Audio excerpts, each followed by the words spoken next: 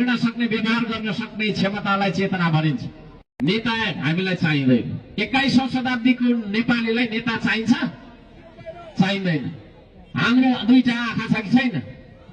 हामी बाटो देख्न सक्छौं। बाटो देख्न तपाईको सारी गर्नुपर्छ भने त उसलाई जस्तो फिल हामीलाई छैन। हेरौँ त यस्ता चेन्जहरू हामीले यहाँ अहिले गृहमन्त्री आएछ त भयभरको तपाईको 4-5 जिल्लाको पुलिस लिएर चाहिँ सबै गर्नुपर्ने उसले हेर्छ नचाहिने कुरा यस्तो सबै हामी भत्काउँछौँ।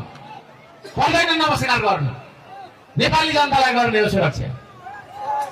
प्रधानमन्त्री तपाईको चाहिँ गृहमन्त्री आएछ त 5000 जना तपाईको प्रहरी फटाइराखेको हुन्छ है।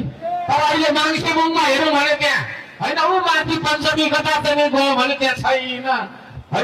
प्रहरी नआएको कति भयो भन्दाखेरि खोइ अस्ति फोहोर परार कहिले त्यो नेता आउँदा आएको थियो त्यहाँदेखि आएको छैन भन्छ।